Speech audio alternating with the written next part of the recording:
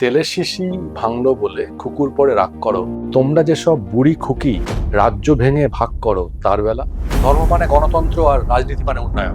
এইসব ধর্মের সাথে রাজনীতিকে জড়িয়ে দেওয়া একদম অনৈতিক কাজ। এটাকে আমরা বিশ্বাস করি না, মান্যতা দিয়ে না। মমতা ব্যানার্জি এখানে মুসলিম ভোট ব্যাংকের দোকান খুলে বসেছে। এই দোকানের ঝাঁপ 26-এ বন্ধ হতে চলেছে।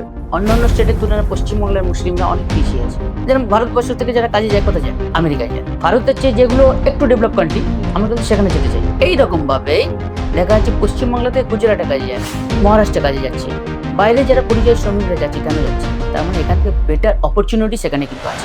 গুজরাটের মুসলমানরা কিন্তু এখানে আসতে চায় না। কালীঘাটের বাড়িতে ছোটবেলায় উনি যেমন চুকিতকিত খেলতেন, সংখ্যালঘু সমাজকে নিয়ে উনি চুকিতকিত খেলছেন।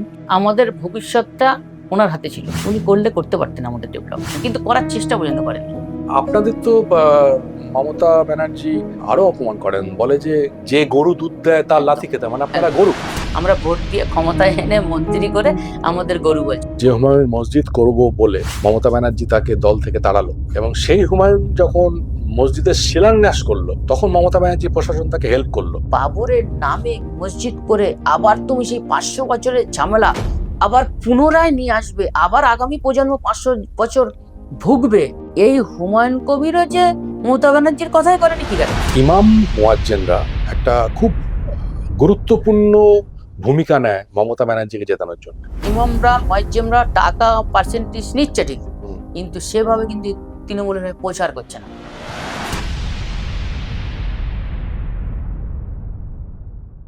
নমস্কার, আমি চার্লস নন্দী। আজকের পডকাস্টে আপনাদের সবাইকে স্বাগত। আমি পডকাস্টের শুরুতেই আমার সঙ্গে আজকে পডকাস্টে আড্ডায় যিনি আছেন, আমাদের মহিদুল আলী মণ্ডল, দমদম এলাকার বাসিন্দা। মহিদুল একজন শিক্ষিত মানুষ, শিক্ষিত সংখ্যালঘু, এবং বিভিন্ন রকম সাংস্কৃতিক কার্যক্রমের সঙ্গে উনি যুক্ত আছেন, এবং একজন রাষ্ট্রবাদী মুসলমান। আমরা মহিদুলকে আমাদের স্টুডিওতে স্বাগত জানাই। নমস্কার ভাই। ধন্যবাদ। আমি মহিদুল ভাই, প্রথমেই আমার বিখ্যাত কবি অন্নদাশঙ্কর রায়ের একটা ছোট্ট কবিতার প্রথম একটা লাইন দিয়ে শুরু করব। একটু চেঞ্জ করতে হতে পারে অবস্থার পরিপ্রেক্ষিতে। হচ্ছে যে কবি অন্নদাশঙ্কর রায় লিখছেন তার বিখ্যাত কবিতায় যে, তেলের শিশি ভাঙলো বলে কুকুর পরে রাগ করো, তেলের শিশি ভাঙলো বলে কুকুর পরে রাগ করো, আর তোমরা যেসব বুড়ি খুকি রাজ্য ভেঙে ভাগ করো তার বেলা। মানে ধর্মের নামে আমরা দেখছি রাজ্যকে টুকরো টুকরো করা হচ্ছে। কখনো বলা হচ্ছে ইমাম ভাতা, কখনো মুয়াজ্জিন ভাতা, কখনো পুরোহিত ভাতা ইত্যাদি। তা আপনি একজন সংখ্যালঘু পরিবার থেকে এসছেন, পড়াশোনা করেছেন, শিক্ষিত মানুষ। আপনার এই যে সামনে নির্বাচন, 2026-এর বিধানসভা নির্বাচন, এই নির্বাচনকে সংখ্যালঘুর চোখে যদি আমরা বিষয়টাকে দেখি, তাহলে আপনি ব্যাপারটা কিভাবে ব্যাখ্যা করবেন? দেখুন, বিভিন্ন রকম রাজনৈতিক দল, বিভিন্ন রকমের মতাদর্শ তাদের থাকে এবং বিভিন্ন কথাবার্তা তারা বর্তমান বলে থাকে। ভোট সামনে, 2026 বৈতরণী পার করতে হবে, অনেকের অনেক রকম কথা থাকে। কিন্তু আমি আমার পার্সোনাল ওপিনিয়ন যেটা আছে সেটা বলছি, যে কখনোই ধর্মের সাথে, কোনো একটা সাম্প্রদায়িক সাথে, রাজনীতির সাথে জড়িয়ে দেওয়া এটা কিন্তু অনৈতিক। এটা আমরা বিশ্বাস করি না। ধর্মীয় রাজনীতির কথা বলছেন, ধর্মীয় রাজনীতি, জাতপাতের রাজনীতির কথা বলছেন। জাতপাতের রাজনীতি কথা, এটাকে জড়িয়ে দেওয়া, এক শ্রেণীর মানুষকে উস্কিয়ে দিয়ে তাদের গরম করিয়ে দেওয়া, এটা একদম অনৈতিক কাজকর্ম। আমি এটাকে মানি না। আমি রাষ্ট্রবাদী মুসলিম হিসাবে আমি প্রত্যেক সংখ্যালঘু মুসলিমদেরও বলবো, সংখ্যাগরিষ্ঠ সনাতনী হিন্দুদেরও বলবো, যে আপনারা কোনো কিছু থেকে না প্রলোভনে পা না দিয়ে, আমার মনে হয় আপনার নিজের ভোট নিজে দিন। ভোট আসছেন, অবশ্যই আপনার মতাদর্শ। ধর্ম মানে গণতন্ত্র আর রাজনীতি মানে উন্নয়ন। হ্যাঁ, এটা এবার আপনি যদি আপনার উন্নয়ন করতে চান, আপনার লিডার আপনি বেছে নিন। আপনার লিডার আপনি চুজ করতেই পারেন। গণতান্ত্রিক প্রক্রিয়া, সংবিধান অনুসারে আপনি আপনার ভোট প্রয়োগ করে আপনার লিডার চুজ করবেন। এতে কোনো সমস্যা নেই তো। ভারতবাসীর এটা অধিকার, প্রত্যেক সনাতনীর অধিকার, প্রত্যেক ধর্মপ্রাণ মুসলিমদের অধিকার, প্রত্যেক জাতির অধিকার আছে। তো সেই জায়গায় দাঁড়িয়ে আমি বলবো, আমি এইসব ধর্মের সাথে রাজনীতিকে জড়িয়ে দেওয়া একদম অনৈতিক কাজ। এটাকে আমরা বিশ্বাস করি না, মান্যতা দিই না আমরা। কিন্তু যেটা দেখা যাচ্ছে মহিদুল ভাই, যে এই তুষ্টিকরণের রাজনীতি, পলিটিক্স অফ অ্যাপিজমেন্ট, তারা ভয়ঙ্কর আকার নিয়েছে, যেটা এর আগেও ছিল, কংগ্রেস আমলে ছিল, সিদ্ধার্থ শঙ্কর রায়ের আমলে ছিল, তারপর জ্যোতিবাবুর আমলেও দেখেছি, বুদ্ধবাবুর আমলেও দেখেছি। কিন্তু মমতা ব্যানার্জির আমলে যেটা হয়েছে, মমতা ব্যানার্জি এখানে মুসলিম ভোট ব্যাংকের দোকান খুলে বসেছে। তো এই দোকানের ঝাঁপ কি 26-এ বন্ধ হতে চলেছে? দেখুন, মুসলিমদের উন্নয়নের নাম করে 2011 সালে ক্ষমতায় আসা এবং সেই থেকে 15 বছর ধরে যে তুষ্টিকরণ, এই তুষ্টিকরণের পর্দা কিন্তু 2026-এ ফাঁস হয়ে গেছে, যতটা বোঝা যাচ্ছে। তাছাড়া বোঝা যাচ্ছে পুরো ট্রেন বাসে মানুষের যা মতাদর্শ, মুসলিম এলাকায় মানুষের যা ভাবাবেগ, মানুষের যা চিন্তাধারা, কথাবার্তা, সেটা শুনে কিছুটা কিছুটা আন্দাজ করা যাচ্ছে। তার কারণ মুসলিমদের তো অধিকার চেয়েছিল যে আমাদের অধিকার 30% আমরা মুসলিমরা, আমাদের তোমরা সরকারের নৈতিক অধিকার একটা জাতিকে, পশ্চিমবাংলার মানুষকে বা দেশবাসীকে উন্নয়ন করবে, তাকে রুটি কাপড়া মাকান, এই দায়িত্বটা কিন্তু সরকারের বর্তায়। কিন্তু সেই জায়গায় দাঁড়িয়ে আমি সংখ্যালঘু মুসলিমদের কথা যদি বলি, তারা কিন্তু বঞ্চিত, তারা কিন্তু কিছুই পায়নি। আপনি ঠিকই বলছেন, কারণ নোবেলজয়ী অর্থনীতিবিদ প্রফেসর অধ্যাপক অমর্ত্য সেন, উনি একটি লেখা লিখেছেন, the living reality of Muslims in West Bengal. সেখানে উনি এভিডেন্স, তথ্য সহকারে দেখাচ্ছেন যে ভারতবর্ষের অন্যান্য রাজ্যের তুলনায় এখানে মুসলমানদের অবস্থা কত খারাপ। পশ্চিমবঙ্গের মুসলমানদের, তাদের গড় আয় 3 থেকে 4 হাজার টাকা মাসে, তারা শিক্ষায় পিছিয়ে, তাদের বাসস্থান নেই, তাদের চিকিৎসায় ব্যবস্থা নেই, তাদের ক্রিমিনাল করে রাখা হয়েছে। স্রেফ ভোট ব্যাংকের রাজনীতির জন্য তাদের ক্রিমিনাল করে রাখা হয়েছে, তাদের শুধু ভোটার করে রাখা হয়েছে, ভারতীয় নাগরিক হতে দেওয়া হয়নি। এ বিষয়ে আপনারা যারা ইয়াং জেনারেশন, আপনারা যারা শিক্ষিত মুসলিম সমাজের মধ্যে পড়েন এবং ইয়াং জেনারেশন, যাদের সামনে অনেক বড় অ্যাসপিরেশন আছে, সামনে অনেক কিছু জীবনে করার আছে, ডাক্তার হওয়ার আছে, ইঞ্জিনিয়ার হওয়ার আছে, বড় ব্যবসায়ী হওয়ার আছে, লেখক হওয়ার আছে, পরের জেনারেশনের ছেলে মেয়েকে মানুষ করার আছে, তারা মমতা ব্যানার্জির এই তুষ্টিকরণের রাজনীতির ফলে কি আদৌ তারা উপকৃত হয়েছে, নাকি তাদের জেনারেশন টু জেনারেশন শেষ হতে চলেছে? দেখুন, সর্বপ্রথম বলবো অমর্ত্য সেনজি একরকম ঠিকই কথা বলেছেন। উনি বলেছেন যে অন্যান্য স্টেটের তুলনায় পশ্চিমবাংলার মুসলিমরা অনেক পিছিয়ে আছে। এটা বাস্তব কথা, এটা বাস্তব কথা। গুজরাটের মুসলমানরা কিন্তু এখানে আসতে চায় না, আসতে চায়, ওখানে যারা কিন্তু settle আমরা হয়ে গেছে। কিন্তু সেখানে যেতে চাইছি। কেন যেতে চাইছি? তার মানে আমাদের পশ্চিমবাংলাতে গুজরাট ডেভেলপ। হুম। যেমন ভারতবর্ষ থেকে যারা কাজে যায়, কোথায় যায়? বাংলাদেশে কাজে যায়? বাংলাদেশে কাজে যায় না, হুম। আমেরিকায় যায়। রাইট, মানে ভারতের চেয়ে যেগুলো একটু ডেভেলপ কান্ট্রি, আমরা কিন্তু সেখানে যেতে চাই। রাইট। আমেরিকায় যেতে চায়, ব্রিটেনে যেতে চায়, সৌদি আরব যেতে চায়, সেগুলো যেতে চায়। অথচ কিন্তু বাংলাদেশ, ভুটানে আমরা কিন্তু কাজে যাই না। রাইট। এরকম ঠিক এইরকম ভাবেই দেখা যাচ্ছে পশ্চিমবাংলাতে গুজরাটে কাজে যায়, মহারাষ্ট্রে কাজে যাচ্ছে, বাইরে যারা পরিযায়ী শ্রমিকরা যাচ্ছে, কেন যাচ্ছে? তার মানে এখান থেকে বেটার অপরচুনিটি সেখানে কিন্তু আছে। বেটার অপরচুনিটি না থাকলে কি করে যাবে? অমর্ত্য সেনজিকে আমি একটা কথা বলবো, উনি ঠিক বলেছেন। তার কারণ হচ্ছে সাচার কমিটির রিপোর্টে কিন্তু এটা প্রমাণিত হয়েছে।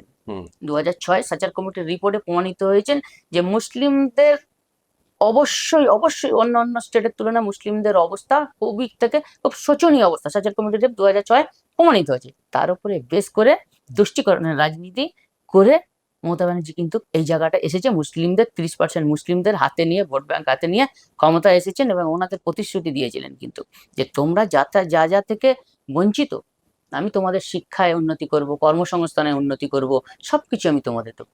কিন্তু দেখুন, আজ 11 সাল থেকে 2026, এই 15 বছরে কিন্তু যেই মুসলিমরা ছিল সেই মুসলিমরা ভোট ব্যাংক হয়ে আছে। মমতা ব্যানার্জির আমলে মুসলমানরা একটা সুবিধাই মাত্র পেয়েছে, সেটা হচ্ছে রাস্তায় বাইকে যদি আপনি পেছনে ওঠেন, আপনার যদি হেলমেট না থাকে পুলিশ আপনাকে কেস দেয় না। এছাড়া মমতা ব্যানার্জি রাজত্বে কোনো সুবিধাই মুসলমান পায়নি। মমতা ব্যানার্জি কি আপনি মনে করেন না যে কালীঘাটের বাড়িতে ছোটবেলায় উনি যেমন চুকিতকিত খেলতেন, আপনাদের ভবিষ্যৎ নিয়ে, সংখ্যালঘু সমাজকে নিয়ে উনি চুকিতকিত খেলছেন? 100%, এটা তো 100%, 200% আমি কনফার্ম বলবো। কারণ আমাদের ভবিষ্যৎটা ওনার হাতে ছিল, উনি করতে পারতেন আমাদের ডেভেলপ। করলে পারতেন, অবশ্যই পারতেন, কিন্তু করার চেষ্টা পর্যন্ত করেননি। আপনাদের তো মমতা ব্যানার্জি আরো অপমান করেন, বলে যে যে গরু দুধ দেয় তার একদম, লাথি খেতে, মানে আপনারা একদম। গরু।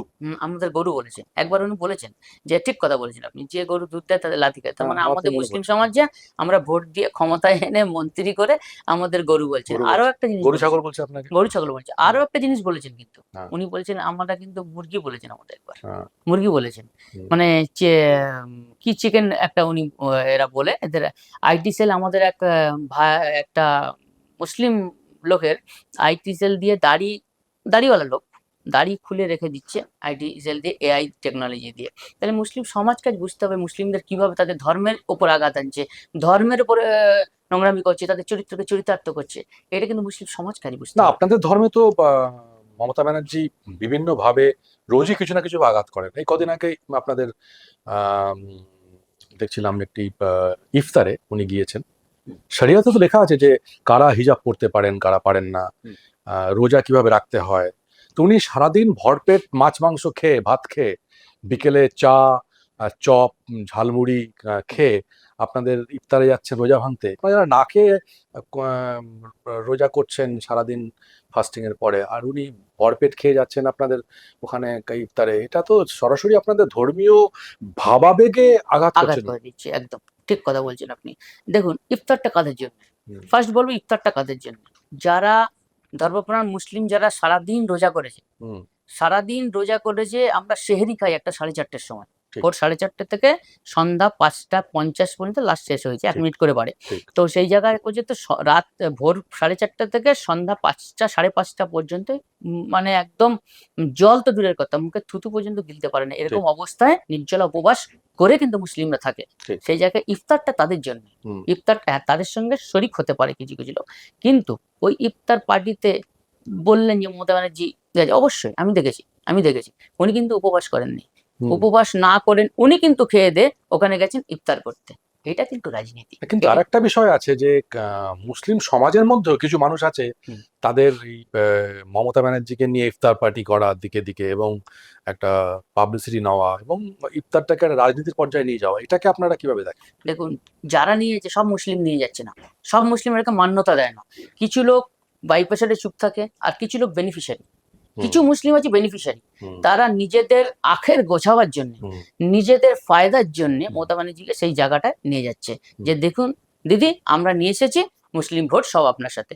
এতে কি করছে, মুসলিমদের ইউজ করে ওরা কিন্তু নিজেদের পকেটটা ভরাচ্ছে এবং নিজেদের সুসন্তানদের ও ভবিষ্যৎটা করছে, মুসলিম সমাজের কিন্তু ভবিষ্যৎটা গড়ে দিচ্ছে না। এইরকম মুসলমান দান্দাবাজ মুসলমানদের জন্য এই পরিস্থিতিটা হচ্ছে। আচ্ছা, কিন্তু আপনি যদি লক্ষ্য করেন যে মমতা ব্যানার্জি যখন 11 সালে ক্ষমতায় এসেছিলেন, হুম, তখন ওনার যে তৃণমূলের ইস্তেহার, হুম, সেই ইস্তেহারে ক্ষমতায় আসার পরে সংখ্যালঘু সমাজের জন্য আমরা কি কি করিব তাহা লেখা ছিল, অন্ততপক্ষে পাতার পর পাতা, প্রায় 10-12টা পাতা। হুম, সংখ্যালঘুদের জন্য ঠিক। কি কি করিতে চলিয়াছি তাহা লেখা ছিল। হ্যাঁ, এবারে আপনি চলে আসুন মমতা ব্যানার্জির ইস্তেহার 16-তে, 10-12 পাতা কমে হয়ে গেল 4 পাতা। তারপর চলে আসুন 21-এ, কমে হয়ে গেল 1 পাতা। তারপর চলে আসুন 24-এ 2 লাইন। আর এবার 26-এ তো অলমোস্ট কিছুই নেই। তো তার মানে ভোটটা যেহেতু উনি পেয়েই যাচ্ছেন, হুম। তার জন্য আপনাদের কি গুরুত্ব ওনার কাছে আদৌ আছে কমে এই যাচ্ছে মুহূর্তে? আস্তে আস্তে, জানো কমে তো, যাচ্ছে। পাবোই, দিলেও পাবো না দিলেও পাবো, হ্যাঁ, হ্যাঁ, এরকম একটা সিচুয়েশনে আসে গেছে। হ্যাঁ, উনি ভালো করে বুঝে গেছে যে হুম, 30% মুসলিম ভোট তো আমার পকেটে, হ্যাঁ, আমার পকেটে, হ্যাঁ, তাহলে আমি দিয়ে কি লাভ, হুম, দিলেও পাচ্ছি না দিলেও পাচ্ছি। হুম, হ্যাঁ, সেই 11 সাল থেকে উনি তো দেখেছেন, উনি একটা খুব মানে দক্ষ হুম, পলিটিশিয়ান, উনি তো এগুলো ওয়াচ করছেন, হুম, উনি এগুলো ওয়াচ করছেন, দেখছেন। তো হুম, সেই জায়গায় দাঁড়িয়ে 11 সাল থেকে 26 হুম, কতবার ইস্তেহার ছাপিয়েছে, হুম, 4বার হয়ে গেল, হুম। 4বার হয়ে গেলো বিধানসভা ভোটের ইস্তেহার। তা উনি তো জানেন দিলেও পাবো না দিলে পাবো, আর একটাই ভয় দেখাবো, মুসলিমদের ভয় দেখাবো, মুসলিমদের একত্রিশ যে পার্সেন্ট ভোট যে এনআরসি হবে বাইরে বার করে একদম দেবে, সিএ একদম হলে বাইরে বার করে সিএ দেবে। বারবার সিএ করে চুচু দেখাবো, হ্যাঁ, ক্যা ক্যা ছি ক্যা ছি, ক্যা ছি ছি ক্যা ক্যা একদম ছি ছি, আর এনআরসি হলে বাইরে বার করে দেবে। বাইরে বার করে দেবো, হ্যাঁ, এই একটা ভয় দেখাবো, হুম, মুসলিমরা সব ভয় এক জায়গায়, হুম, তেলাপিয়া মাছের মতো এক জায়গায় চলে আসবে, হুম, না বাবা আমরা তো বাংলাদেশে যাবো না, হুম, আমরা হুম, এখানে ছিলাম, হুম। একটাই ভয়, ওই কিন্তু ভয়েস ভোটের জন্য। কিন্তু মইদুল ভাই, সিএ তো লাগু হয়েছে। হুম, উনি ক্যা ক্যা ছি ছি, ক্যা ক্যা ছি ছি করে 2021-এর নির্বাচনে হুম, আপনাদের বিভ্রান্ত করলেন। উনি বললেন যে সিএ আসল উদ্দেশ্য হচ্ছে মুসলমানদের বাংলাদেশে তাড়িয়ে দেওয়া, হুম, এই হচ্ছে সিএর উদ্দেশ্য। হুম, কিন্তু সিএ লাগু হয়ে গেছে, কিন্তু কিন্তু আজ পর্যন্ত একজন মুসলমানকেও সিএ এর জন্য ভারতবর্ষ থেকে বেরিয়ে যেতে হয়। যেতে হয়নি, ঠিক কথা। দেখুন সিএ যখন হয়েছিল ওই একই ঠিকই ক্যাকা চিজি করে বহুত স্টেজে এমাথা ওমাথা এমাথা ওমাথা করেছিলেন হাতে একটা মাইক্রোফোন নিয়ে, সেটা আমরা সবাই মিডিয়ার মাধ্যমে দেখেছি। মিডিয়ার মাধ্যমে এখন প্রিন্ট মিডিয়াম ইলেকট্রনিক্স মিডিয়ামে সবাই দেখেছে, সারা পশ্চিমবঙ্গ তথা সারা ভারতবর্ষে দেখেছে। এই ভয়টা দেখানো হয়েছে সিএ নিয়ে। আজ পর্যন্ত বলুন ভারতবর্ষের যতগুলো রাজ্যে আছে, কোন রাজ্যের মুসলমান বলেছে যে আজ পর্যন্ত আমাদের তাড়িয়ে দিয়েছে? কোন রাজ্যের মুসলমান বলেছে যে আমাদের এখানে নামাজ পড়তে দিচ্ছে না? কোন রাজ্যের মুসলমান বলেছে যে আমাকে কর্ম করতে দিচ্ছে না? সবাই বহাল তবিয়তে অন্যান্য স্টেটে আছে, উন্নত স্টেটে আছে। যদি তাড়িয়েই দিত, তাহলে এখানে এসে মমতা ব্যানার্জির কাছে বলতো না যে দেখুন আমাকে তাড়িয়ে দিয়েছে দিদি, আপনি কোনো ব্যবস্থা করুন, আমি এই রাজ্যে ঠিক থাকতে পারছি না। উনি মিডিয়া নিয়ে পুরো ফাটাতো না, সারা পশ্চিমবঙ্গ তথা ভারতবর্ষে ফাটাতো না? আজ পর্যন্ত দেখিনি আমরা। কিন্তু দেখুন একইভাবে এসআইআর নিয়ে উনি করছেন, এসআইআর এর সঙ্গে ধর্মকে জুড়ে দিয়েছেন। উনি বলছেন যে এসআইআর এর মূল উদ্দেশ্য হচ্ছে মুসলমানদের এখান থেকে তাড়িয়ে দেওয়া। মুসলমানদের, এটা আমি বলি মুসলমানদের তাড়ানো কোন মুসলমানদের? যারা ডিভাইডেড সময় ভারতবর্ষ যখন ভাগ হওয়ার সময় পাকিস্তান ভারত ভাগ হয়, তখন ভারতকে ভালো না বেশি ভারতকে অপমান করে ভারতবাসী হয়েও ওরা পাকিস্তানে চলে গেছিল, বাংলাদেশে চলে গেছিল। সেই সব বাংলাদেশি মুসলিমরা এখন দেখছে বাংলাদেশের অবস্থা খারাপ, পাকিস্তানের অবস্থা খারাপ, ভারতের অবস্থা অনেক ডেভেলপ। সেই জন্য ওরা আবার পুনরায় আসতে চাইছে, মুসলিমদের অধিকার কেড়ে নিচ্ছে। সেই মুসলিমদের অধিকারটা যাতে পুনরায় ফিরে পায়, সেই জন্য এসআইআর। যারা ভারতবাসীর রাষ্ট্রবাদী মুসলিম, আমার মতো রাষ্ট্রবাদী মুসলিম, আমি মইদুল আলী মন্ডল, আমি জোর গলায় বলছি যে আমাকে কারো তাড়াবার ক্ষমতা নেই। আমার দাদুর কাছে অফার ছিল যে তুমি পাকিস্তানে চলে এসে তোমাকে জমি দিচ্ছে, আমার দাদু যায়নি, বলেছে ভারতবর্ষ আমার দেশ, এখানেই মরবো, এখানেই জন্মেছি, এখানেই মরবো, মরেছে তাই আমার দাদু। আমার বাবা কাছে বাংলাদেশে যাওয়ার অফার ছিল, ওখানে উনি বলেছেন যে চলে এসো, আমার বাবা যায়নি, এই দেশকে নিজের দেশ মনে করেছেন এবং এই দেশেই জন্মেছে, এই দেশেই কবরস্থ হয়েছে। কিন্তু উনি কিন্তু ভারতবর্ষ ছেড়ে যায়নি, আমার দাদু বাবা ওই একই পথের প্রতীক হয়ে। আমি মইদুল আলী মন্ডল কখনোই এই দেশকে ভালোবেসেছি, এই দেশকে কখনোই ছেড়ে আমি অন্য দেশে যাব না। ওই জন্য আমি বুক ফুলিয়ে আছি এখানে। এসআইআর নিয়ে তো আপনার কোনো সমস্যা নেই?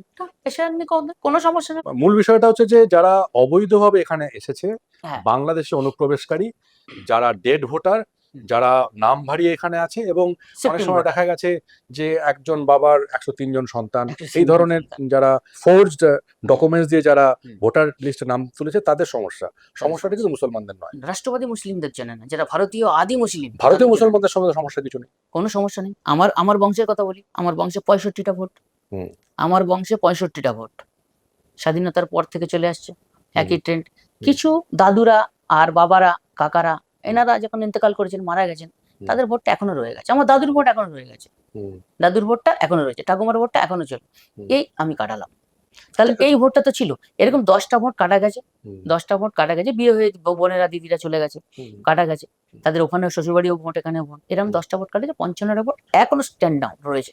একটা লোকের হিয়ারিং হয়নি, একটা ব্যক্তির হিয়ারিং হয়নি, একটা ব্যক্তির নাম কাটা যায়নি, কারো নাম কাটা যায়নি। কারণ কি? একটাই, আমরা রাষ্ট্রবাদী মুসলিম, আমরা ভারতীয় মুসলিম।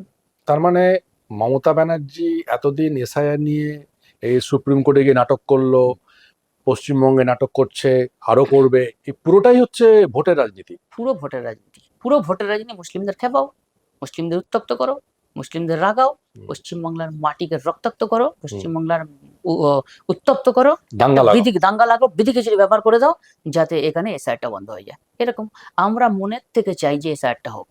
আমরা ভারতীয় মুসলিমরা আমরা সাফার, বাংলাদেশি, রোহিঙ্গা, পাকিস্তানি ও আফগানিস্তানি থেকে এসে ভোটার কার্ড করে আমাদের অধিকার কেড়ে নিচ্ছে, আমাদের অধিকার খেয়ে নিচ্ছে ওরা, আমাদের কাজকর্ম, আমাদের কর্মসংস্থান। আজ দেখেন পশ্চিমবঙ্গে 30% মুসলিমের মধ্যে 1.8 চাকরির সংরক্ষণে ভারতীয় মুসলিমদের জন্য। এখানে ঢুকে যাচ্ছে বাংলাদেশি মুসলিমরা, তাহলে সেখানে পার্সেন্টেজ হিসেবে কোথায় গেল? 1%-এর নিচে চলে যাচ্ছে রাষ্ট্রবাদী মুসলিমদের হকে। তাহলে সেটার থেকে আমরা পুনরায় যে ফিরে পাচ্ছি, আমরা এতে খুশি হব না? আমরা মনের থেকে বলছি এসআইআর হয়েছে, খুশি হয়েছি।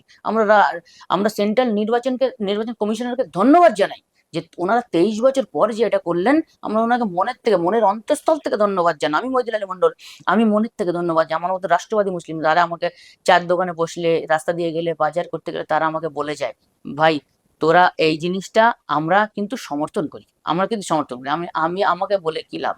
তোমরা জনজাগরণ গড়ে তোলো, তোমরা সমাজে বলো, যারা প্রতিবাদ করছে এসআইআর এর ব্যাপারে তাকে বলো, তাদের গিয়ে বলো, তোমরা বলো, কেন বলছো না? প্রতিবাদ করছো, বলে করছি তো, করলেই তোমার বাড়ি হামলা করবে।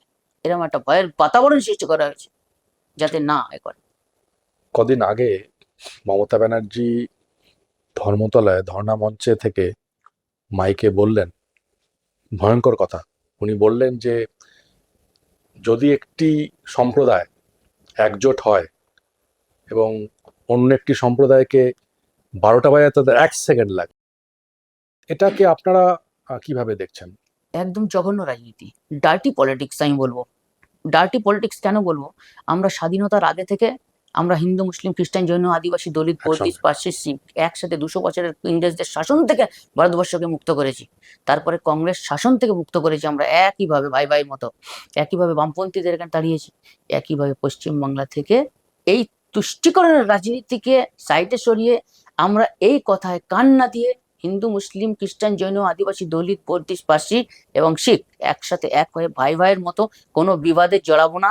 আমরা যে ভুলটা ইংরেজদের আমলে করেছি সেই ভুলটা আর আমরা করব না।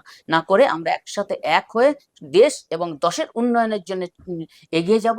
দেশকে উন্নত থেকে উন্নততর করে তুলবো, সেই প্রতিজ্ঞাবদ্ধ আমরা কিন্তু এই পশ্চিমবঙ্গের। দেশের উন্নয়নে আপনারাও ভাগিদারি আমরাও ভাগিদারি হবো। কিন্তু এখানে একটা অন্য বিষয় আছে। যেমন ধরুন এই যে উনি বললেন যে একটা সম্প্রদায় একজোট হয়ে আর একটা সম্প্রদায়কে 1 সেকেন্ডে সাফ করে দিতে পারে, মানে উনি বোঝাতে চাইলেন যে এটাই মুসলিম সম্প্রদায়, মানে আপনারা দাঙ্গা করতে এসেছেন। দাঙ্গা কিন্তু আপনাদের খারাপ ভাবে দেখানো হচ্ছে, আমাদের মানুষের কাছে আপনাদের ভিলেন হিসেবে দেখানো হচ্ছে, মানুষের কাছে আপনাদের অপরাধী হিসেবে দেখানো হচ্ছে।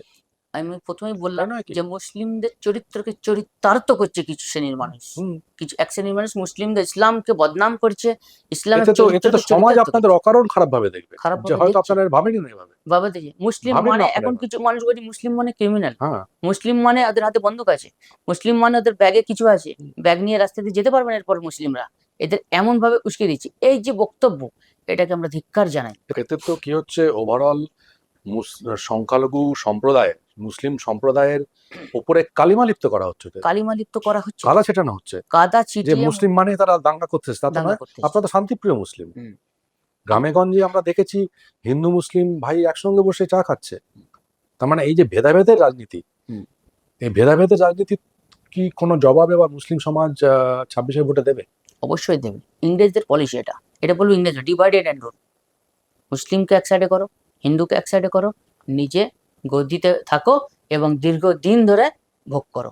এটা ইংরেজদের পলিসিতে চলছে। এটাকে কন্ডেম করি, আমরা কন্ডেম করি, এটাকে কখনো মান্যতা দেব না। এবং এই 26-এর নির্বাচন দেখবেন অন্য বারের নির্বাচনের তুলনায় অনেক ডিফারেন্ট হবে, অনেক ডিফারেন্ট হবে। কেন হবে? কেন মুসলিমরা তো বুঝে গেছে যে তাদের সাথে দ্বিচারিতা করা হয়েছে, তাদের কোনোদিনও তাদের উন্নয়নের দিকে ধ্যান দেওয়া হয়নি, উন্নয়ন করাই হয়নি। দেখুন 5,713 কোটি টাকা বাজেটে পেশ করা হয়েছে। এর আগে কি কোনো বাজেট হয়নি? বাজেট কিন্তু 15 বছর ধরে বাজেট পেশ হচ্ছে। আর তাহলে মুসলিমদের অবস্থাই কেন? মুসলিমদের অবস্থাই থাকবে কেন? এর আগে তো বহুবার 14বার বাজেট পেশ হয়েছে, এতবার বাজেট পেশ হয়েছে, তাহলে কেন মুসলিমদের অবস্থাই? মাদ্রাসা, মমতা ব্যানার্জি বলছেন যে ওদের জন্য মাদ্রাসা করে দেবো, যদিও করেননি উনি, উনি যে প্রতিশ্রুতি দিয়েছিলেন। কিন্তু গরিব মুসলমানরা যাবে মাদ্রাসায়, তারা গিয়ে ওখানে ইংরেজি শিখবে না, ভালো করে পড়াশুনো করবে না। আর ওদের ববি হাকিম, জাভেদ খান এবং বড়লোক মুসলমান বা নেতা, তাদের ছেলেমেয়েরা যাবে ইংরেজি মাধ্যমে এবং বিদেশে পড়াশোনা করবে। তাহলে আপনারা গরিব মুসলমানরা কি অন্যায় করলেন? আপনাদের ভোটেই তোরা ওখানে আছে। এটাই বলতে চাইছিলাম। ওই যে মূর্খ করে রাখো, যদি মূর্খ করে রাখো তাহলে তাহলে কিন্তু কন্ট্রোল করতে সুবিধা হয়। হ্যাঁ, কন্ট্রোল করতে সুবিধা হবে এবং ওদের বোঝাতে সুবিধা হবে। বামপন্থীরা ঠিক এই পলিসি করেছিল, এই পলিসি বামপন্থীরা করেছিল। বামপন্থী সিপিএম ঠিক এই একই স্ট্র্যাটেজি নিয়েছিল, যে ওদের মূর্খ করে রাখো। যদি মূর্খ করে রাখো তাহলে মূর্খদের বোঝাতে সুবিধা হয়। প্রশ্ন করতে পারবে না, প্রশ্ন করতে পারবে না, যদি একটা ভুলও করে চেস করতে পারবে না। এই যে জিনিসটা ধরে নিয়েছে, এই সরকার ধরে নিয়েছে, সেটাকে ধরে নিয়ে একই পথে চলছে। এদের মূর্খ করে রাখো, মাদ্রাসার মধ্যে আবদ্ধ করে, দেখো তোমাদের ধর্মের জন্য অনেক কিছু করে দিচ্ছি, ধর্ম নিয়ে তোমরা থাকো, আর ভোটটা ঠিক আমরা আমাদের দাও, ভয়টা দেখাবো, ঠিক ভোটের আগে একটা ভয় দেখাবো, ওই ভয়ে তোমরা একদম সিটিয়ে যাবে, আমাদেরকে ভোটটা দেবে, আমরা 5 বছর মজ মস্তি করবো। এই পলিসি, এক সিস্টেম। কিন্তু একটাই আমরা লক্ষ্য করেছি যে মারছে মুসলমান, মরছেও মুসলমান, আবার অ্যারেস্টও হচ্ছে মুসলমান। এই 21 সালে আমার মনে আছে বিধানসভা নির্বাচনের পরে বারাসাতের মোহাম্মদ আলী, তাকে কি নৃশংসভাবে তৃণমূল মারলো। আমি গিয়েছিলাম ওকে শুনে রাত্রেবেলা বাড়িতে। আমি এখনো ওর বাড়িতে যাই, পুজোর সময় দেখা করে আসি, ওর পরিবারের সঙ্গে দেখা করে আসি। তো মুসলমান বলে কি সে অন্যায় করে ফেললো? মুসলমান মানেই কি ক্রিমিনাল হতে হবে? মুসলমানরা কি আইপিএস আইএএস বড় বড় অফিসার বা শিক্ষক, কবি, লেখক, ব্যবসায়ী হতে পারে না? ভালো সরকারি চাকরি করতে পারে না? তো আপনারা কি মনে করেন না যে আপনি মুসলমানদের চাকরি দিতে পারেন না, কিন্তু হাতে গুলি বন্দুক ধরিয়ে দিয়েছেন? মুসলিমদের লুটবে কে? ভোটটা লুটবে কে? ভোট লুট করতে হবে। মানে Main আপনাদের হচ্ছে ভোট লুটেরা বানিয়ে রেখে দিয়েছে। ভোট লুটেরা বানিয়ে দিয়েছে। আমাদের ভারতীয় বা বাঙালি হিসেবে দেখে না, হুম, উন্নয়নের প্রতীক হিসেবে দেখে না, যে এদের উন্নয়ন করতে হবে, জাতিটাকে নিজের উপরে নির্ভরশীল করতে হবে। হুম, আমরা তো অ্যাকচুয়ালি মুসলিমরা নিজের উপর নির্ভরশীল নই। আমাদের নবী মোহাম্মদ সাল্লাল্লাহু আলাইহি ওয়াসাল্লাম বলেছিলেন, হুম, যে জাতির শিক্ষা নাই সে জাতির মেরুদণ্ড নেই। হুম, দেখুন আমাদের মধ্যে শিক্ষা নেই, শিক্ষার হারে আমরা বিলো। হুম, হুম। তা সেই জায়গায় আমাদের মেরুদণ্ড নেই, আমাদের মেরুদণ্ডহীন প্রাণী আমরা, মেরুদণ্ডহীন করে রাখা হয়েছে। সে কত দূর দৌড়াবে? সে কত দূর দৌড়াবে? সে দৌড়াতেই পারবে না। কম্পিটিটিভ এক্সাম গুলো দেখেন, কম্পিটিটিভ এক্সাম গুলো আমরা লড়তে পারছি না। লড়বো কি সরকারি করে? চাকরিতে তো আপনাদের হার ক্রমশই কমছে, এখন তো 1% কাছাকাছি দাঁড়িয়েছে, এই তো। এর একটা সময় 2 পয়েন্ট সামথিং ছিল। হুম। তো এই জায়গা দাঁড়িয়ে আমি তো বারবার বলছি যে দিনের পর দিন মুসলিমদের আরো ডাউনফল করে দিচ্ছে, সেটা কিন্তু মুসলিম সমাজকে বুঝতে হবে। মুসলিমরা বোঝার চেষ্টাই করছে না এটাকে, কিন্তু বুঝছে না তা না।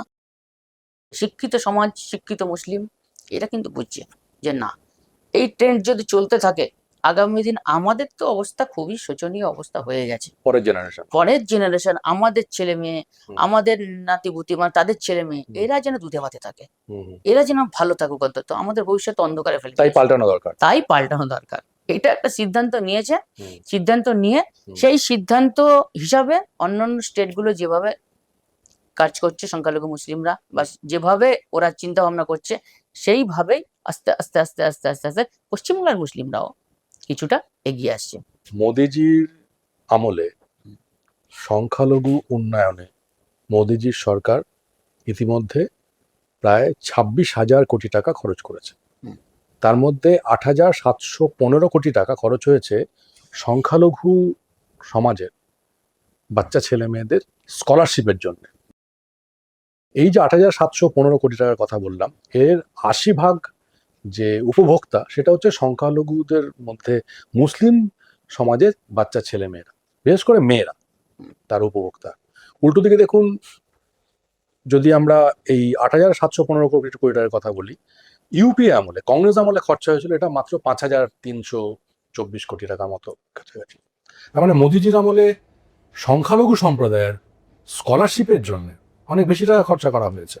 তো এর পরেও যখন মমতা ব্যানার্জি বলে থাকেন যে মোদি সরকার মানে বিজেপি মানেই হচ্ছে অ্যান্টি মুসলমান, অ্যান্টি সংখ্যালঘু, এই বিষয়টাকে আপনারা কিভাবে দেখে থাকেন?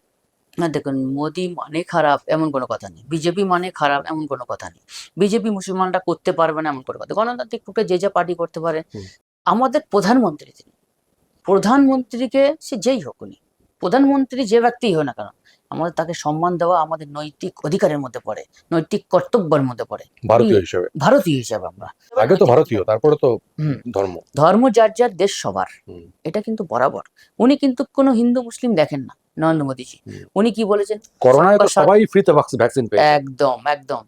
মুসলমান বলে ভ্যাকসিন দেবো না তো হয় দেব না। না বলেছিলেন না, নরেন্দ্র মোদী? উজালা গ্যাস তো সবাই পায়, মুসলিম পরিবারও পায়, আবার হিন্দু পরিবারও উজালা পায়। গ্যাস সর্বপ্রথম যে ব্যক্তি পেয়েছেন তিনি হচ্ছেন একজন মুসলিম মহিলা, মুসলিম। তিনি পেয়েছিলেন। তাহলে উনি তো বলতে পারতেন না? কিষাণ সম্মান নিধি তো সবাই পায়, মুসলিম সবাই পরিবারও পায়, হিন্দু পরিবারও পায়, একদম। তাহলে অসুবিধা কিছু নেই। আবাস যোজনা 40 লক্ষ ঘর যখন দিয়েছিলেন হ্যাঁ, নরেন্দ্র মোদীজি বলেছিলেন এটা হিন্দুদের দেওয়া হবে, মুসলিমদের দেওয়া হবে না, সেটাই। মুসলিম ছাড়া কাউকে দেওয়া হবে না। হুম, 72 লক্ষ যখন শৌচালয় দেওয়া হয়েছিল তখন কি বলেছিলেন নরেন্দ্র মোদীজি হুম, যে এটা হিন্দুদের দেওয়া হবে, মুসলিমদের দেওয়া হবে না? হুম, 80 কোটি মানুষকে ফ্রি রেশন দেওয়া হয়েছিল যখন, হুম, তখন কি বলেছিলেন নরেন্দ্র মোদীজি যে এটা হিন্দুদের দেওয়া হবে, মুসলিমদের দেওয়া হবে না? উনি কখনোই কিন্তু হিন্দু মুসলিম এইভাবে দেখেন না। হুম, উনি একটা কথা বলেছিলেন, সবকা সাথ, সবকা বিকাশ, সবকা প্রয়াস, সবকা বিশ্বাস। রাইট। উনি এই কথাটা কিন্তু বরাবর কিন্তু বলে এসেছেন। উনি হিন্দু মুসলিম কখনোই বলে আসেননি। এটা হিন্দু মুসলিম ট্রেন্ডটা চালাচ্ছে বিরোধীরা, ওনার বিরোধীরা, যারা ওনাকে পছন্দ করে না, ওনাকে চায় না যে এখানে উন্নয়ন হোক, পশ্চিমবাংলায় উন্নয়ন হোক, ওনার সরকার চলে আসুক। ওনার সরকার আসা মানেই তো এখানে এখানে ইন্ডাস্ট্রি হবে, ওনার সরকার চলে আসা মানে তো এখানে ডেভেলপ হবে, শিক্ষা হবে, মানুষের শিক্ষা আলো ঘরে ঘরে চলে যাবে, মুসলিম সমাজ জেগে যাবে, মুসলিম সমাজের পেটে বিদ্যা চলে যাবে, শিক্ষা চলে যাবে। তখন তো ওরা আর অন্য কথা শুনবে না, যেগুলো অন্য অন্য 22টা রাজ্যের মুসলিমরা বুঝে গেছে। 22টা রাজ্যে তো বিজেপি সরকার আছে, হুম 22টা রাজ্যে তো নরেন্দ্র মোদীজির সরকার আছে ভারতবর্ষের মধ্যে। তো সেই জায়গায় মুসলিমরা দেখুন যুদ্ধ বাজে আছে, মুসলমানের অবস্থা কি আছে, অন্য অন্য স্টেটের তুলনায় অন্তত 30 বছর পিছিয়ে আছে, হুম কমসে কম 30 বছর পিছিয়ে আছে। তো সেই জায়গায় দাঁড়িয়ে মুসলিমরা কিন্তু অন্য অন্য স্টেটে পরিযায়ী শ্রমিক হয়ে আসছে। আজ দেখুন কি করেছে পশ্চিমবঙ্গ, মুসলিম বলে মুসলিম দরদি আমি, মমতা ব্যানার্জি সরকার বলে মুসলিম দরদি আমি। আচ্ছা মুসলিম দরদি যদি আমি, তাহলে 1 কোটি পরিযায়ী শ্রমিক কেন বাইরে? আর সেই বিজেপি সরকারের এতে গিয়ে কর্ম করে খেতে হচ্ছে। আর তার মধ্যে এই 1 কোটি পরিযায়ী শ্রমিকের মধ্যে 70 থেকে 75% মুসলিম। হুম তাহলে মুসলিম ডেভেলপমেন্ট, মুসলিমের মাসিয়া কি করে হলো? মুসলিমদের কি করে বিচার পায়, মুসলিমরা কি করে পাবে? এটা তুষ্টিকরণের রাজনীতি। যদি তাই হতো, মুসলিমদের দরদি হতো, তাহলে বকটুইতে যখন 10 জনকে পুড়িয়ে জ্বালিয়ে মারা দেওয়া হলো মুসলিমদের, তখন কেন ওরা করা হলো তৃণমূল কংগ্রেস দ্বারা? যখন তামান্নার মতন ছোট্ট শিশু হুম তৃণমূলের মিছিল থেকে বম মেরে উড়িয়ে দিল, কি অন্যায় করেছিল বাচ্চা মেয়েটা? ও কোনো পার্টি করে নাকি ওর মধ্যে কোনো কে হিন্দু কে মুসলিম এসব বোঝে? কিছুই তো বোঝে না, নিরীহ বাচ্চা শিশু। ইকবালপুর মোমিনপুরে যখন ওখানকার কাউন্সিলরের সৌজন্যে যখন 12 জন বাচ্চা মহিলা পুরুষ সমেত বাড়ি চাপা দিয়ে মেরে দিল, কি বিচার পেল? হুম কি বিচার পেল? এইগুলো যদি রাষ্ট্রবাদী মুসলিমরা বা কেউ প্রতিবাদ করে, বলতে এগিয়ে আসে, তার বাড়ি হামলা হয়ে যাবে, তুমি মুখ বন্ধ করে দেওয়া। আচ্ছা, এবার একটু অন্য প্রসঙ্গে আসা যাক। ওয়াকফ, মমতা ব্যানার্জি এর আগে বলেছিলেন যে আমি সিএ হতে দেবো না যতদিন আমি মুখ্যমন্ত্রী চেয়ারে থাকবো। সিএ হয়েছে। এরপরে যখন ওয়াকফ আইন সংশোধন হলো, মুখ্যমন্ত্রী বললেন আমি জীবিত থাকতে ওয়াকফ আইন এখানে লাগু করতে দেব না। সিদ্দিকুল্লাহ চৌধুরীকে দিয়ে কলকাতা স্তব্ধ করিয়ে দেওয়া হলো, দাঙ্গা বাঁধিয়ে দেওয়া হলো। কিন্তু ওয়াকফ আইন, আপনারা জানেন ওয়াকফ বিষয়টা কি? ওয়াকফ বিষয়টা হচ্ছে যে আমির মুসলমান তারা গরিব মুসলমানদের জন্য সম্পত্তি দান করেছেন। কেন দান করেছেন? যে গরিব মুসলমান ছেলেমেয়েরা, ডিভোর্সি মহিলা, বিধবা মহিলা, তারা যাতে এখান থেকে সুবিধে পান, আর্থিক সাহায্য পান। কিন্তু আমরা বাস্তবে দেখেছি যে ওয়াকফ সম্পত্তির আর্থিক সাহায্যে আজ পর্যন্ত কোনো হাসপাতাল গড়ে ওঠেনি ভারতবর্ষে। আজ পর্যন্ত কোনো একটা আইএএস বা আইপিএস ইনস্টিটিউট গড়ে ওঠেনি। আজ পর্যন্ত একটা কোনো নার্সিং ট্রেনিং স্কুল বা কলেজ গড়ে ওঠেনি। তো ওয়াকফ সম্পত্তিটা সুবিধে পায় কিছু ধান্দাবাজ নেতারা। সেই ওয়াকফ আইন মোদিজি সংশোধন করলেন এবং সেখানে কি উনি দেখালেন? দেখা যাচ্ছে যে কাতার, মলদ্বীপস, সৌদি বা পাকিস্তান বা বাংলাদেশ যেখানে ওয়াকফ বোর্ড আছে, সেখানে ওয়াকফ ম্যানেজমেন্টে কোনো মুসলিম মহিলাদের কোনো কাজ করার সুযোগই নেই। কিন্তু আমাদের যে ওয়াকফ যে আইনটা হয়েছে, সেখানে মুসলিম মহিলাদের একটা বড় রোল আছে। ওয়াকফ আইন সংশোধনের জন্য যে মহিলারা ব্যবসা করতে চান তারা ওয়াকফ থেকে আর্থিক সাহায্য পাবেন। যে মহিলারা সন্তান সম্ভবা, যে মুসলিম মহিলারা সন্তান সম্ভবা, মা হতে চলেছেন, তারা ওয়াকফ থেকে আর্থিক সাহায্য পাবেন। যে মুসলিম মহিলারা ডিভোর্সি, তারা ওয়াকফ থেকে আর্থিক সাহায্য পাবেন। কিন্তু যেহেতু এটা মোদিজি আইনটাকে সংশোধন করেছেন, সেই জন্য মমতা ব্যানার্জি স্রেফ রাজনৈতিক বিরোধিতার জন্য উনি ওয়াকফ চেষ্টা করলেন রুখে দেওয়ার। এই বিষয়টিকে আপনারা কিভাবে? না দেখুন, ওয়াকফ সম্পত্তিটা তো সত্যি ঠিক বলেছেন আপনি একটা কথা, যে বড় লোক মানে ধনী ব্যক্তিরা দান কারা করে? গরিবকে দান করে বড় লোকরা। বড় লোকটা যখন গরিবকে দান করে, সেই দান কি কখনো নেয়? আবার অংশীদারি হয় না কখনো। গরিব মানুষের যখন আমি দান করলাম, তো ঠিক এইরকম ভাবে দীর্ঘ বছর ধরে এরকম চলে আসছে। বড় লোকরা গরিবের জন্য দান করেছে, সেই দান জমতে জমতে জমতে জমতে একটা হিউজ পরিমাণে হয়ে গেছে। কতটা সম্পত্তি যে পশ্চিমবাংলায় ওয়াকফ সম্পত্তি গরিব মুসলমানের আছে, সেটা মুসলিমরাই জানে না যে আমাদের সম্পত্তি কতটা জমে গেছে। এখন মমতা ব্যানার্জি বলছে যে 84,000 ওয়াকফ সম্পত্তি আছে। 80,790টি ওয়াকফ। 80,790টি, একদম। এই 80,790 যেটা বললাম, তার মধ্যে 3,365টি ওয়াকফ প্রপার্টি তৃণমূলের লোকেরা দখল করে বসে আছে। দখল করে নিয়েছে। এইবার বলি যে ওই যে গরিব মানুষের হক অধিকার জানতো না, এখন নরেন্দ্র মোদী যে পাস করলেন, তারপর অমৃত পোর্টালে দিলেন, অমিত পোটারে দেবো না দেবো না দেবো না করতে করতে হুম। করতে করতে করতে করতে যে দিতে হলো। হুম। তাহলে আইন মানবো না মানবো না মানবো করতে করতে করতে কিন্তু উনি মেনে নিলেন। কিন্তু যে সময় মারলেন হ্যাঁ আর 7 দিন সময় ছিল তোলার শেষ দিন, হ্যাঁ, ঠিক মতো তো সেগুলো তোলাও গেল না তোলাও গেল না। অমিত পোটারের। এইবার অমিত পোটারে তুলবে না তো, সব যদি তুলতে হয়, এই যে বললাম 3,000 কত লোক সম্পত্তি যে লুটপাট করে নিয়েছে তৃণমূলের সেও নেতা তুলবে না। মন্ত্রীরা, সেগুলোকে তো হিসাব দিতে হবে, হুম। সেগুলোকে তো নিতে হবে। হুম। এইবার তারা যে ওই টাকা কোথায় কোথায় দিয়েছে সেটাও তো বেরিয়ে যাবে। হুম। ওরা তো দখল করে খাচ্ছে ঠিক, হুম। কিন্তু ওই টাকাটা যে কাকে কাকে দিয়েছে পার্সেন্টেজ ভাগ, হুম। সেটাও তো বেরিয়ে যাবে। তাহলে কেঁচো খুঁড়তে কি কেউটা বেরিয়ে যাবে?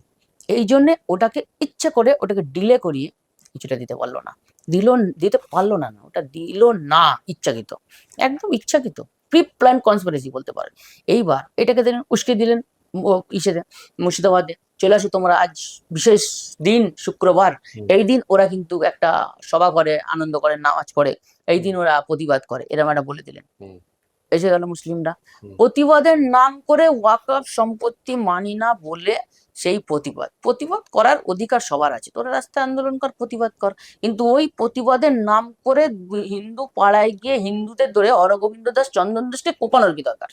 এটাকে আমরা স্ট্রিক্টলি কন্ডেম করি, যে না, কোনো সম্প্রদায়ের ওপরে কেন হামলা হবে? তুমি প্রতিবাদ করছো, করার অধিকার আছে, অবশ্যই হুম। অবশ্যই করার অধিকার আছে, প্রতিবাদ করো ভাই, হুম। গণতান্ত্রিক দেশ, সংবিধান বলেছে হুম। প্রতিবাদ করার আইন অধিকার সবার আছে, করো ভাই, কোনো সমস্যা নেই, তোমার ভালো লাগে তুমি করো। হুম। কিন্তু তুমি কেন অন্য সম্প্রদায় একটা সনাতনী হিন্দুর বাড়িতে ঢুকে গিয়ে, তারা গরিব মানুষ, তার বাড়ি হরগোবিন্দ দাস, চন্দন দাসকে খুপিয়ে কেন খুন করলে?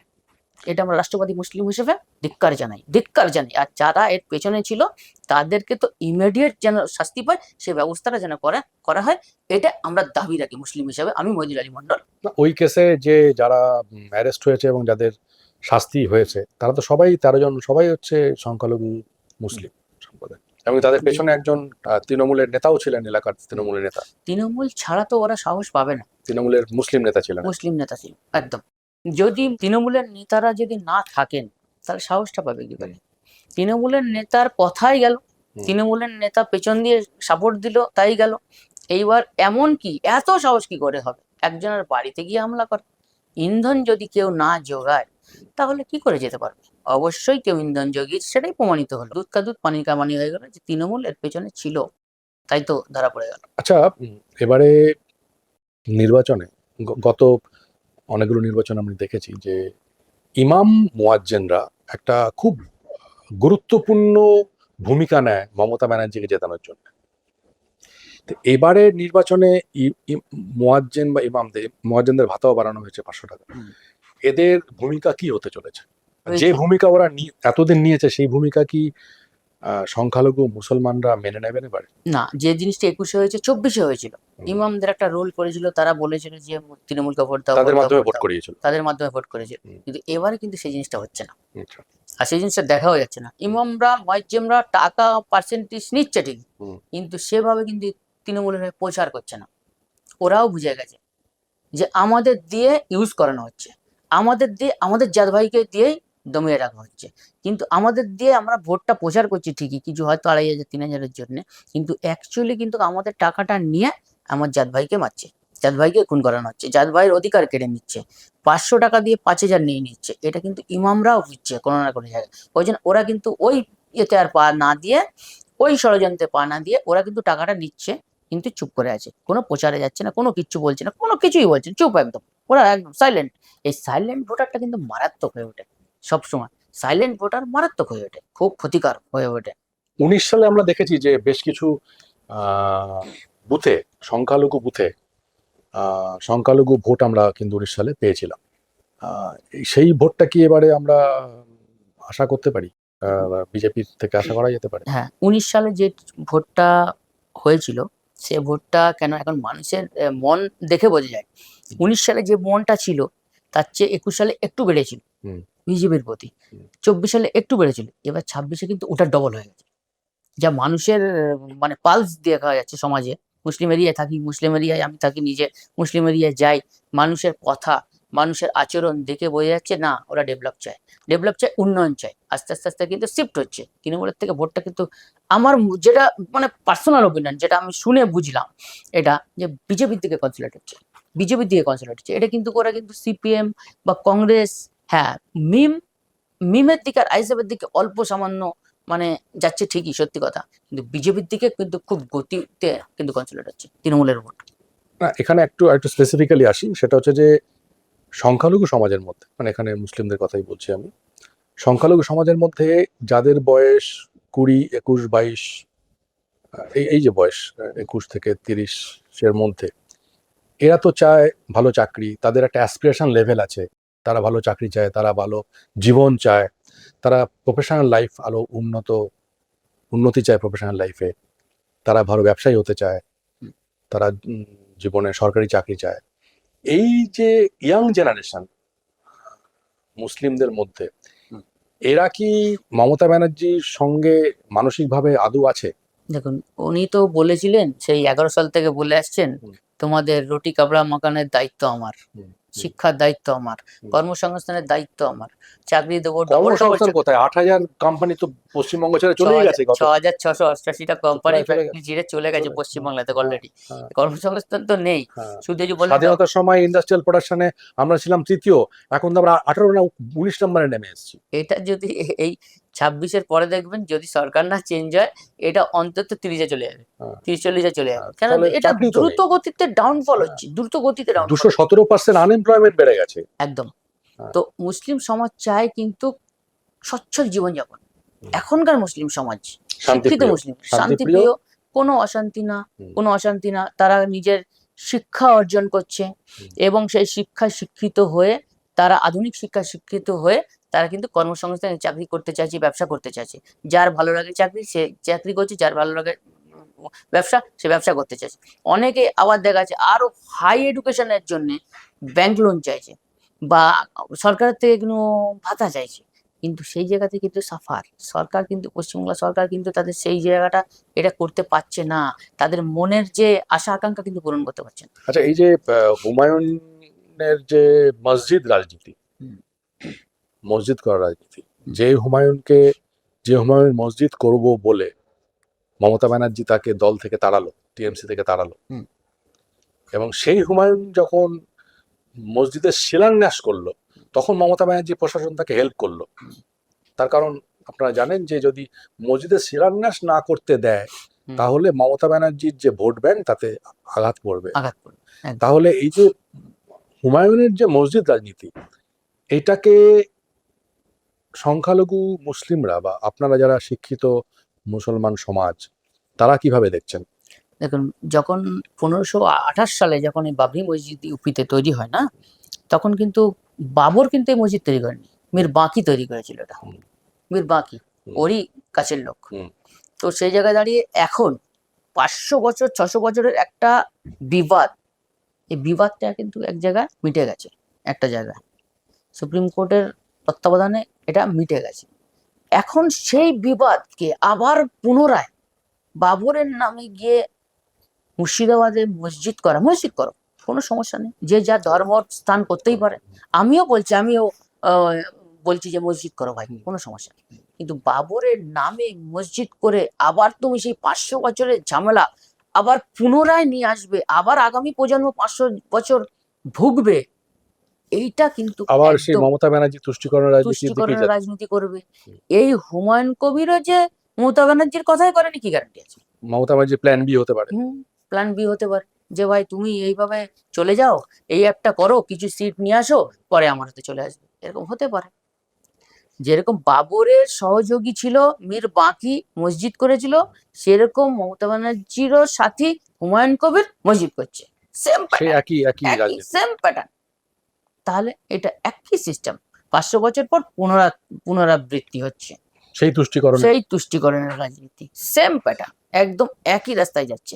এটা পশ্চিমবাংলার মুসলিমদের বুঝতে হবে, পশ্চিমবাংলার সমাজকে বুঝতে হবে। যে আমি বলতে পারছি, আমি মহিদুল আলী মন্ডল, আমি বলছি রাষ্ট্রবাদী মুসলিম হিসাবে, যে তুমি মসজিদ করো, অবশ্যই মসজিদ করো, তুমি ধর্মস্থান করতে পারো, তোমার অধিকার আছে, কিন্তু যে বিবাদ মিটে গেছে, সেই বাবরের নামে পুনরায় আবার ঝামেলা পাকানো, আগুন জ্বালানো, এইটা ঠিক হচ্ছে বলে আমার মনে হচ্ছে।